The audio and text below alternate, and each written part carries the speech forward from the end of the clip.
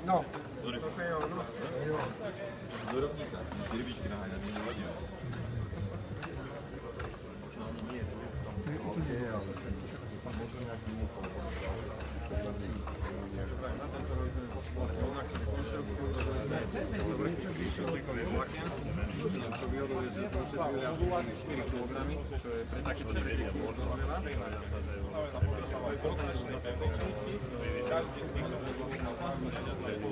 Čiže nech sa tam...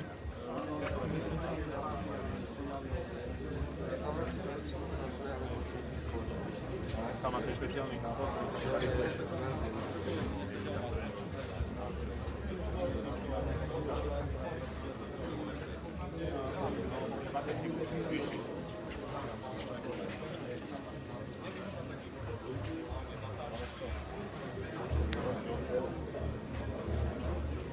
čo potom vlastne koľko minút tej energie na to, aby vyrobili elektrickú energiu, či to je fakt vyššie, keby to tak potom šlo. Dáte dokopy aj tie náklady a ten kov na akumulátor. No veď to. A ešte vyriešili vlastne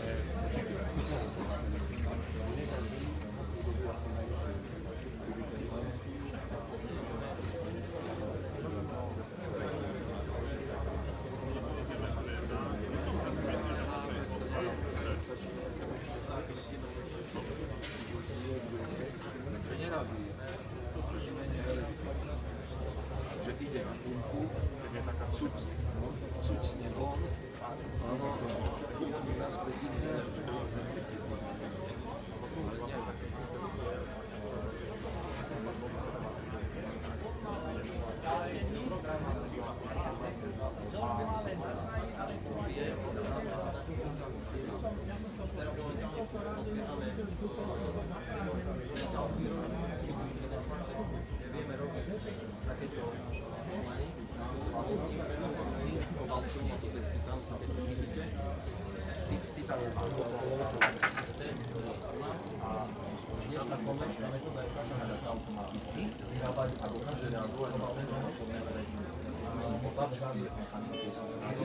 Taký robí z titánu, kvôli tomu, že vieme spracovať titán, lebo máme alkohol.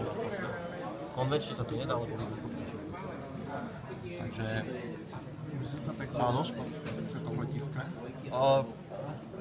Keď riešime aj poreznú štruktúru, tu napríklad vidíte, toto je prezentačný model, kde sú rôzne porezné štruktúry. Čiže tu je vidno mriežku, tu je vidno nejaký v podstate model, kde sú triangulárne štruktúry a tie mriežky sú štruktúry jednoduchšia. A toto je práve táto regulácia, tá extrémálna výborne hodila k kompresovej stranice, kde potrebujeme regulovať množstvo dodávaného vzduchu, ktorý sa potom na spôsob, buď sa znižia otáčky stroja, alebo sa vyhadzujú válce.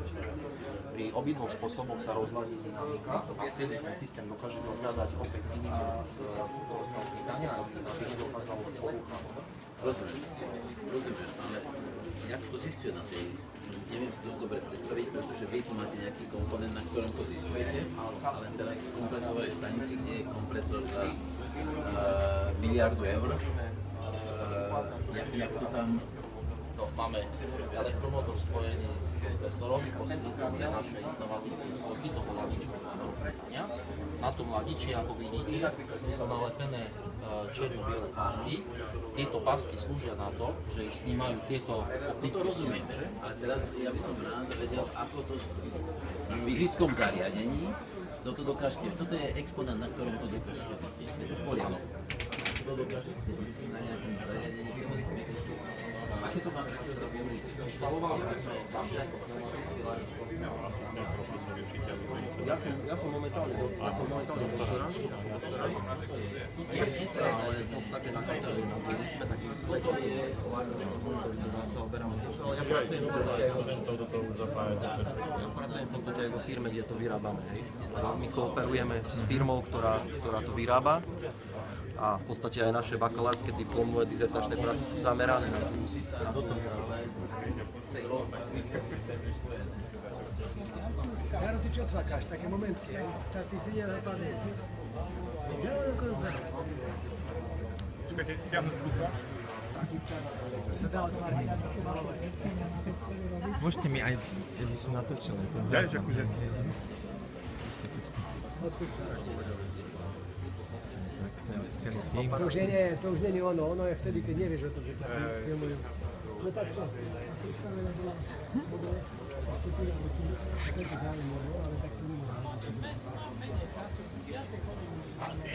Teraz ten kľúč, ten...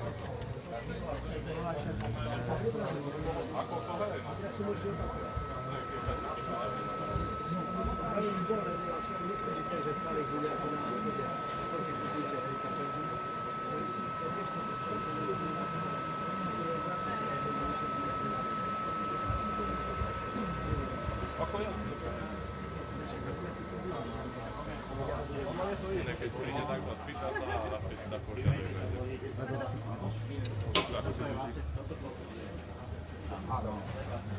Zasnoň, no, netreba. Varíme sa, že tam aj to nie je úplne prirodzený, ľudský smel.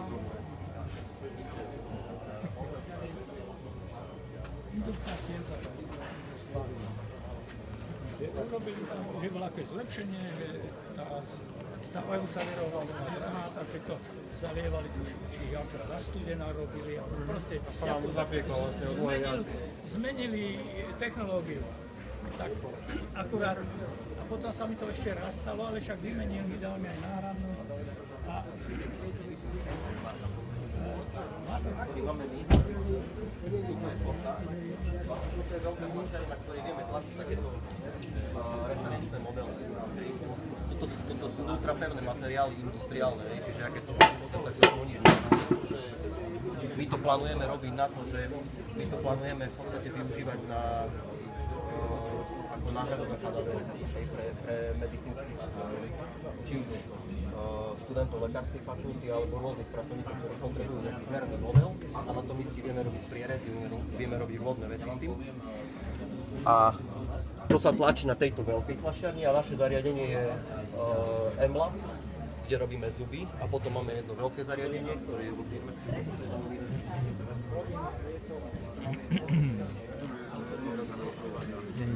Virtuálne ešte som videl. Akcia, virtuálne. Môžete sa tam posadiť a... Hej, action. Sadíte sa, aby ste mali záujem sú. Nasadíš rád na Jacksona, ne? Biela rukavička. Sadíte si.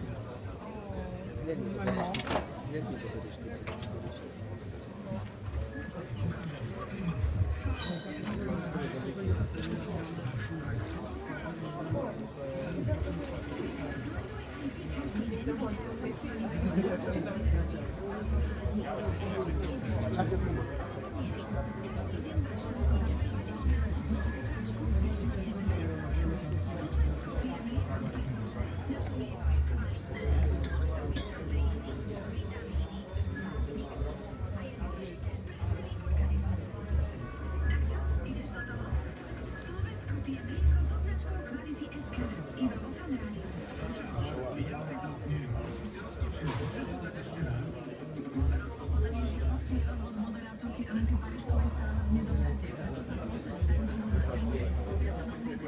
Počuj, keď chceš, tak tam dám teraz to moje Wi-Fi.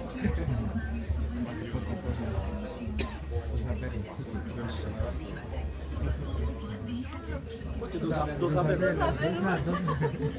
Aby sme boli odbornejšie.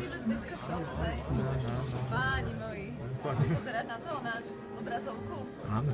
Ja nepozerám, lebo teraz vyštušil error. Taký bú. To sa za chvíľočku nesmie stať.